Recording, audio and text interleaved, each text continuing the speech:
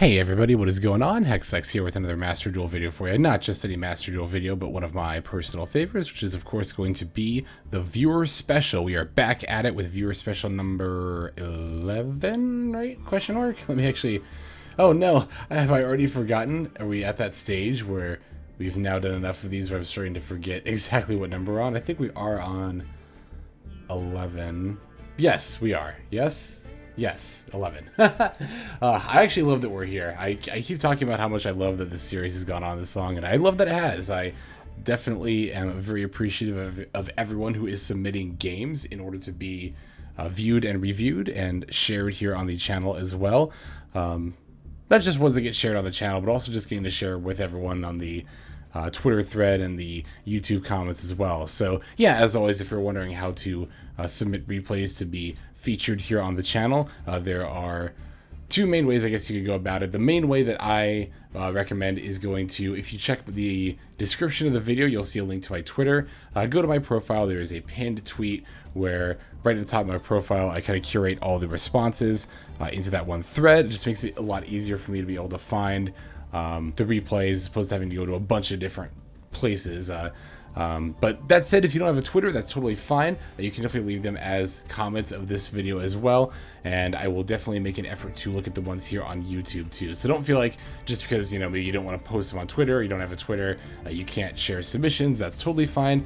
You can share them here in the comments as well. So I'm kind of continuing a trend I've been doing, or rather not a trend, I guess it's only now becoming a trend, but last time I featured some more rogue decks, and I kind of want to do the same here too, because I often touch on the more competitive aspect of the game a lot, and I see some people occasionally in the comments saying like, oh, I wish you would feature more rogue decks, and I'm not opposed to like playing rogue decks myself. It's just that you know, because of the way Master Duel works, it's like sometimes as often more expensive to play certain rogue decks than it is to play even like a competitive deck. So especially if it's a deck I only think I'm going to play for like maybe one video and then probably never go back to again, it just kind of feels like a bit of a waste of resources at that point. But that said, there is definitely still value in seeing other decks being played, so that's one of the reasons I like the Viewer Special here. But there's not just value in seeing different decks being played, but also seeing different people play as well. I've often driven home the point when I talk at the end of my videos about comments and how much I love seeing them, that I really feel we have a strong community-based learning thing going here, where like it's like the Pokemon theme song, right? Like I teach, like you teach me and I teach you, but I feel like we're all teaching each other. Like the goal of mine has never been to be the exclusive like instructor here. I don't see myself in that role at all. I see myself as like, yeah, getting to share my own personal insights of what I think about the game, but then I feel that I learn just as much from seeing those insights from those of you who are commenting as well. And so the Viewer Special I started as not only a way to give you all proper representation on the channel for all that you guys contribute, but also as a way to further kind of explore the idea that we are all learning together in all this. I just think that's cool that we're all able to do that here, and it wouldn't be possible if you guys didn't send in submissions. So thank you very much for that. So I've got like I said, a few kind of like rogue decks we're gonna take a look at here. So let's go straight into the first game. Okay, so the first game we're going to take a look at is actually one I meant to feature last week, but wasn't able to view the replay at the time. I do see it now, though, and that's going to be from Birdman743, who a few of you might remember from like my very first ever stream that I did on YouTube. It wasn't even on Twitch, I did on YouTube. Birdman gave a generous donation towards the content, and then we kind of had a lot of fun actually playing like a Leerless Go TK deck and building that, and just kind of sussing that out. So yeah, definitely a long time favorite of the channel here. Birdman is going to show us a game here where he's going to show us how to Rongo combo with a 6 Samurai deck, which I've heard of being able to do this, but I've not actually witnessed myself. And I think this is just about the only deck, not the only, definitely by any means, but this is one of the few decks that are out there right now alongside something like, you know, Burning Abyss that could consistently put out a Rongo. So wow, our hand looks really solid here. It's been a long time since I've played 6 Samurai, but I see a Gateway and a United and a Rhoda, and I'm like, yeah, this hand's already the nuts. Our opponent did set 3, So hopefully we're going to be able to play through all of that. There's this Fire Flint lady as well. I'm not familiar with this card. Oh, wait, no. Okay, I know this card. Okay, I just didn't recognize the name off the top of my head, so... Okay, so it looks like they are going to be able to pop R6 Sam United, so that's going to be a little bit less counters, but apparently that's not going to stop us from being able to Rongo combo. Okay, the Secret 6 Samurai, these are definitely a little bit after my time. I don't, it's different from other 6 Sams you control. Okay, yeah, that's interesting. Yeah, the Secret 6 Sam were a little bit after I stopped playing the game IRL, I think is when those came out. I don't recognize them anyway, so... Yes, we're going into Isold here. Isold, the progenitor of many very silly combos. Oh, here's another one. Legendary Secret of the 6 Samurai. Okay, that's... I don't recognize that card off the top of my head either. Wait, hang on. What does that do? Can we use this once per banish? Oh, okay, so it's just kind of like... Got it. It can, like, level attribute. It can adjust basically everything. Got it. Oh, Sarai. Oh my god. We're doing all the gross stuff here, aren't you? Or aren't we? I guess aren't you? Yeah, Saryuja. I don't know actually how you say that. Skull Dread is a card that's a little bit before my time here in Master Duel as well. I know that was a little bit more of a thing in Master Rule 4, I think? But I know it can be used to do some pretty gross, like, FTK-related stuff as well. From what I've heard, anyway. I don't have, like, too much personal experience with it or anything. Also, good lord, I just realized there were 12 counters on our Gateway the 6th. That is absurd. That's 3 searches. And of course there's going to be more to follow, given that, you know, we're going to be summoning more 6 Gateway really is just a ridiculous card, isn't it? Okay, here's the Gossip Shadow. So, okay, yeah, I know, at this point all we need is 2 level 4s, right? That was actually way easier than I thought it was going to be. For some reason, I mean, to be fair, we had a Gateway, so there is that. But for some reason, I guess I thought this combo was just going to be a lot more, like, involved or something, but it seemed relatively simple to pull off. I don't know. Maybe 6 Sams are a little more... I mean, I was going to say a little more dangerous than we thought, but I mean, it's... I guess I've always known, or I guess I feel like I've always respected 6 Sams a decent bit, because, you know, even if they're not, like, tier 1 or anything, their ability to combo off is definitely not something you can deny at all, as we're seeing here, you know? Oh, they're Link Monster, that's right, I forgot they had a Link. A card that places Bushido. I've always wondered how they would do that, like a search for the spells and traps. That's smart, a card that places Bushido counters. I mean, I guess that's just about the only way you could do it, but... Huh, okay.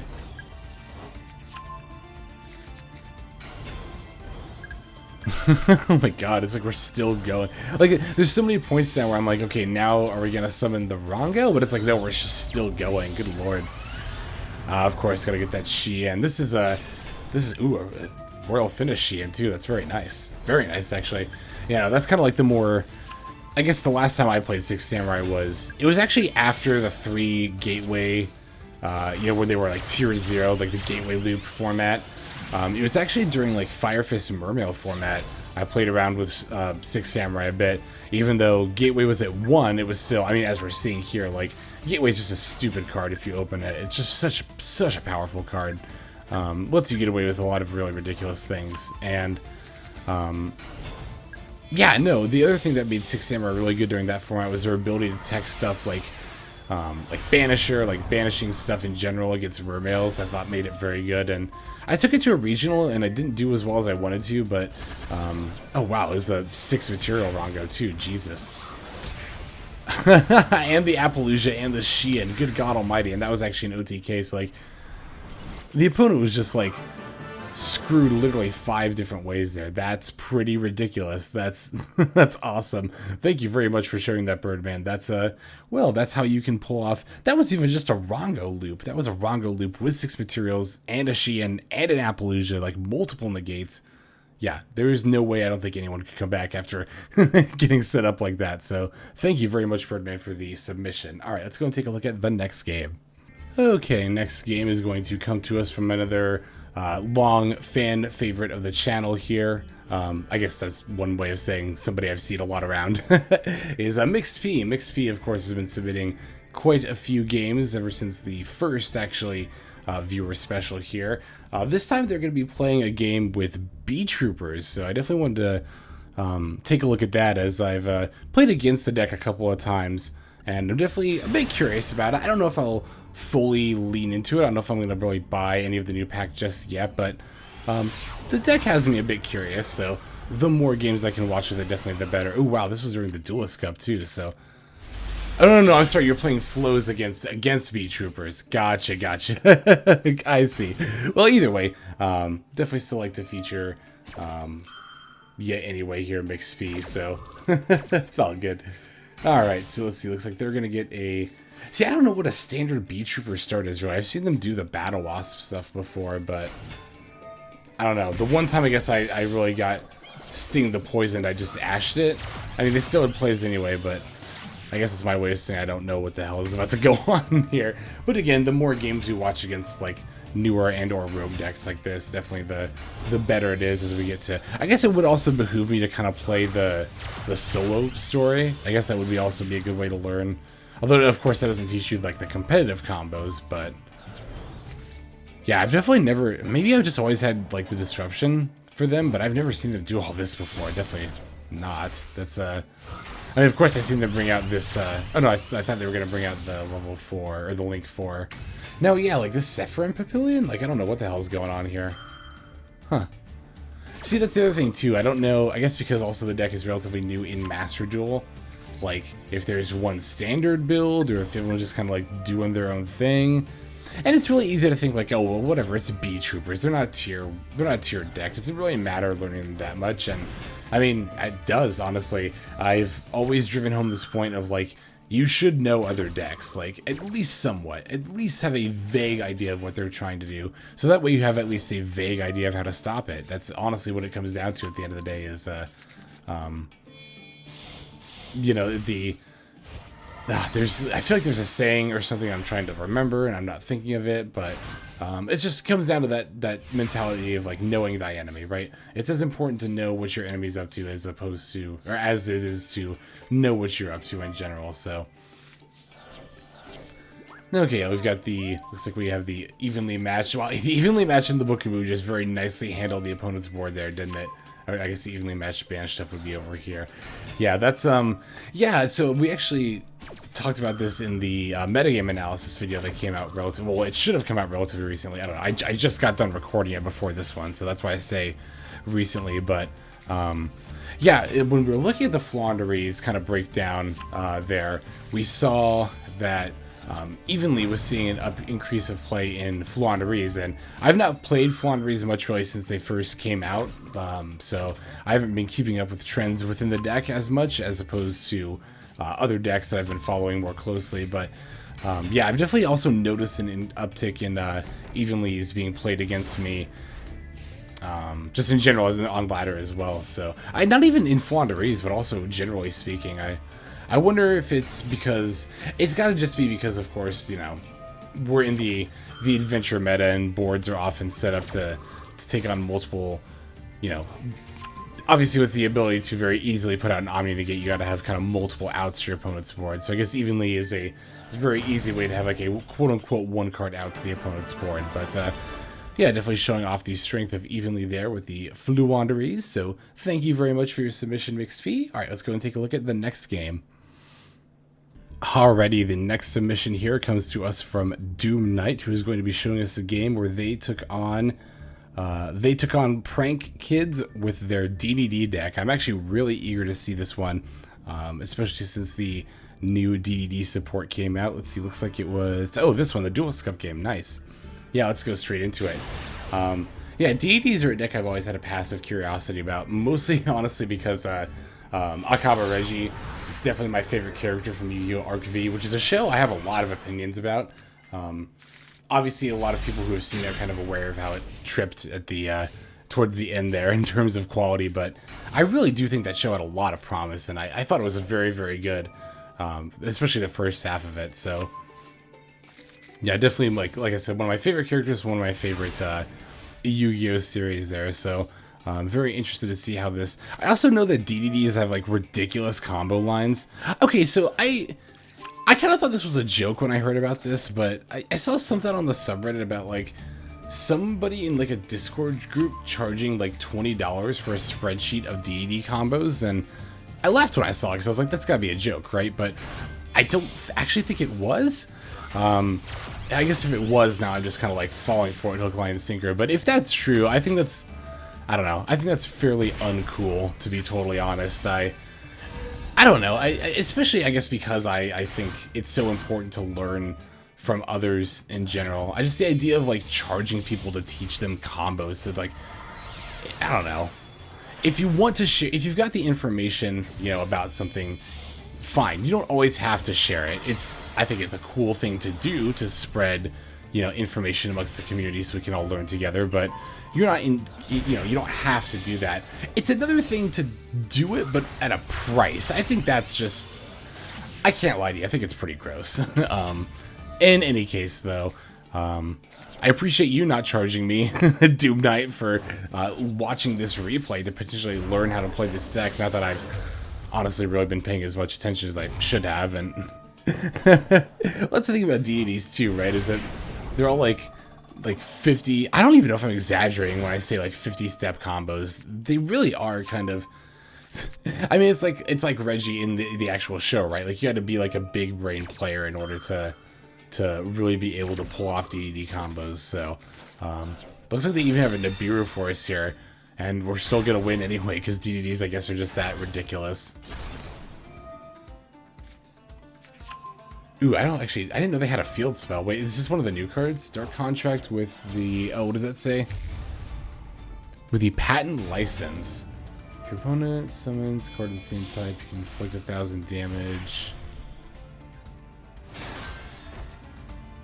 Oh, okay, so it blocks off like certain extra deck summoning. Gotcha. Excuse me. Well, that's cool. Oh, there was a card kind of like that in the anime. I don't think it was this exact card. I think it was like a, I don't remember actually, but I think there was some card that blocked off summoning based on what, like, extra deck monsters of deities you had out. And looks like we had the Ash Blossom for the follow-up prank kit as well, so that's always a welcome reprieve. Yeah, so we've got the Nibiru token and our, I know this one came out in the most recent set, this big, the TDD Divisor King. Oh, Deu Machina X, nice. I don't know exactly. Well, that's the other thing too, is like, of course, all being pendulum cards. I don't know. It's not like, of course, I don't think pendulum cards are like too complicated, but when it's an archetype you're already unfamiliar with, it kind of just makes it. It gives it that extra layer of like, wait, what does this do again? I'm very much just like along for the ride at this point. I'm just like watching, you know, with. I do like to take mental notes, you know, usually when I'm watching these games. It's not that I'm disinterested in doing that with deities. Again, I just kind of feel like it's so much over my head.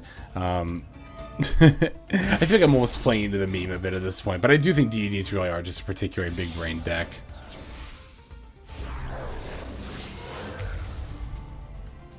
Okay, let's see, they're at, what, 5,000? So I don't think, yeah, especially for this deck, it should not be difficult to find lethal here. We can just bring back all the Gengises. Okay, the opponent just concedes at that point. Yeah, because I'm pretty sure the big Genghis even has like back row, like spell trap negation, I think, attached to it.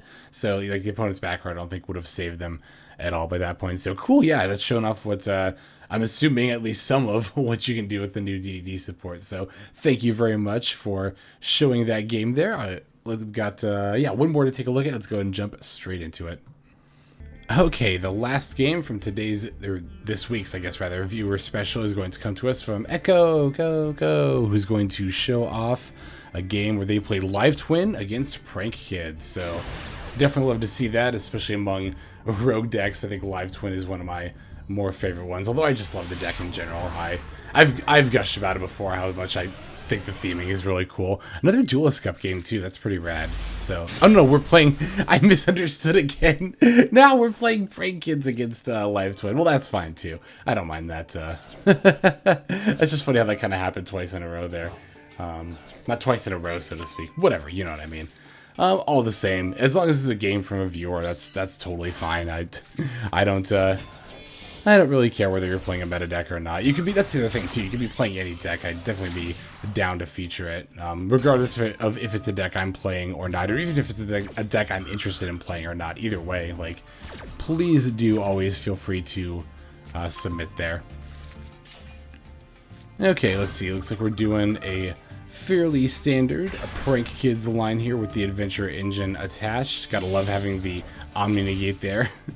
Always gotta love having that, because, especially, I mean, that's honestly the reason why I think Prank Kids got the most benefit out of the Adventure Engine, is that of all the decks that could have used an extra Omni Negate to ensure their plays went through, I think Prank Kids was the one that needed it the most. And when I say needed it the most, I mean that, like, that one addition made the most difference in that deck, because the Prank Kids line is so powerful. But if you remember, like, when we were playing Prank Kids before the Adventure Engine came out, we were always having to play like 3 Cross-Out Designator just to be able to make sure we were able to counter that Ash and just other disruption in general. But it really just does come down to the fact that Ash Blossom is so much more oppressive against this deck than it is against others, in terms of, you know, again, I've talked about this before, how like most decks, you know, maybe have a choke point where you can Ash and stop the full combo from going through, but Prank Kids have that, like, they have that like 5 different times during the combo with the Prank Kids effects resolving, right? Because they all summon from deck and they all have to resolve in order for you to be able to continue your plays there. So I see we're making nice use of the draw phase. Bow Wow Bark, but they had the called by. Ugh. I mean, yeah, we have the Griffin Rider, but we definitely would have preferred to hold it. Unless, I was just gonna say, unless they have the. Well, I was gonna say Cross-Out Designator, but it looks like they have the Droplet here. That definitely still hurts all the same. I don't know why they sent 2. They didn't have to send that Imperm from their hand. Well, I don't know why they're negating the fancies, but okay. I saw a Reddit post about that, actually, I think earlier today, actually, now that I think about it, where like, it was like a PSA as a Prank Kids player, stop negating my Prank Kids main deck monsters, and I'm just like, are people doing that? I don't think I've ever seen somebody do that before, so, but suffice it to say, if you are doing that, don't. The Prank Kids main deck monsters don't do anything well on their board, don't bother negating them, it's fine. It's all good. Okay, so they've got the Parallel Exceed in addition to the Evil Twin line, so let's see what they all end up kind of vomiting out here. Of course, they'll have the Trouble Sunny, but I don't know, it's always a shakeup what they're going to do with the actual Parallel Exceeds themselves. I mean, more often, I don't know about more often than not, but traditionally speaking, it's typically, I think, like Baguska, the Terribly Tired Tapir, but we'll have to see what it actually ends up being there. Survey says it's Baguska, yeah, but I've seen them, I couldn't tell you off the top of my head, but I feel like I've seen them do a couple of variants, like making different rank 4s or making a new, like, or a different Link monster or something, but either way. Huh, that was, I guess they just want to get rid of all the stuff here, I suppose.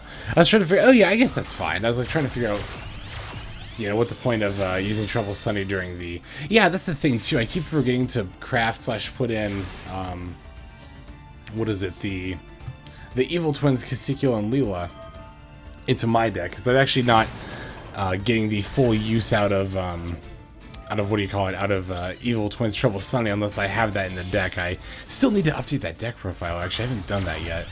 I'll have to do that at some point, but... in any case, here looks like we got our follow-up play. That Raigeki actually ended up being fairly clutch. I was gonna say, like, you know, I don't usually see Raigeki on the deck because we've already got the Battle Butler to Raigeki cards, but I can't argue against results here. It definitely was the main thing that saved us against that Baguska there. I mean, to be fair, we've got Link monsters in general as well, which don't go to defensive mode anyway, but still, you know, definitely still good to have. Yeah, I've actually thought about, like, trying to fit... Well, because I was trying to think about...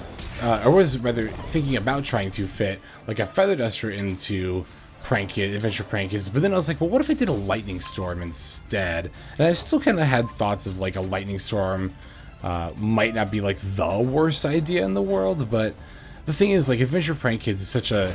At least the way that I played is already such a tight 40 cards, and I don't want to go above 40. I really like having the deck at 40. Just trying to find... I guess just trying to find the room in general is... Again, okay, so maybe this is a thing that people are doing. Oh, no, it's because the Pandemonium is in the same column. Okay, that makes more sense. Never mind. I was gonna say, like, what are you doing negating this main deck Prank Kids? But no, the Pandemonium was in the same column. Got it, I see. That makes sense.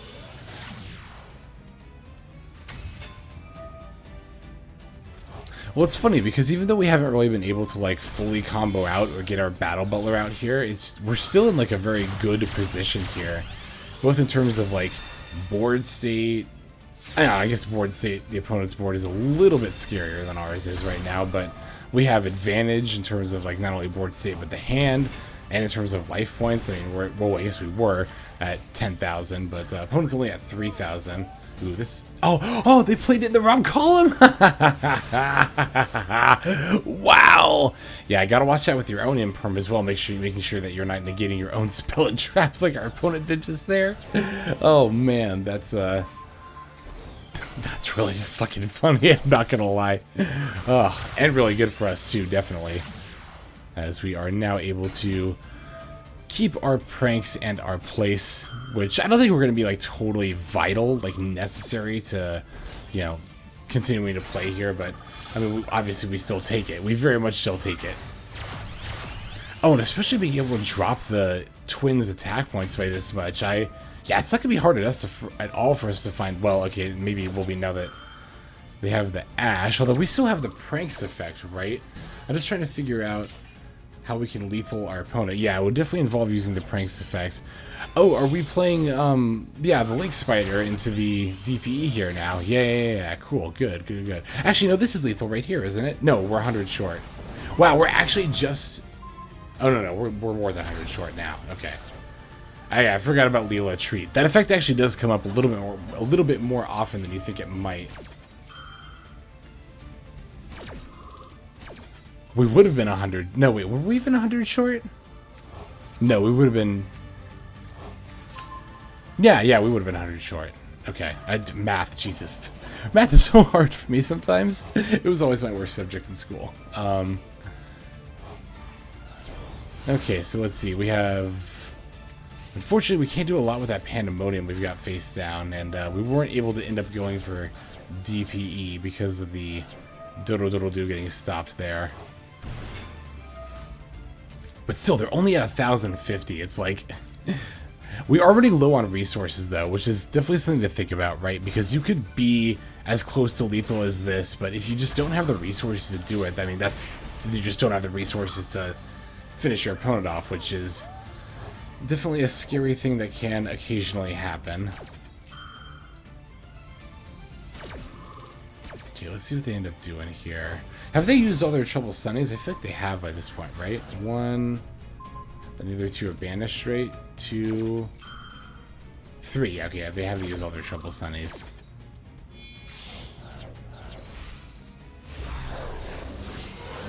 Nice, setting up the Rocket Ride, and then we get the 2 Prank Kid summons as well. Or I think only the 1, right? Because it's 2 copies. Yeah, because it's 2 copies of Dropsies. Either way, still very, very valuable here.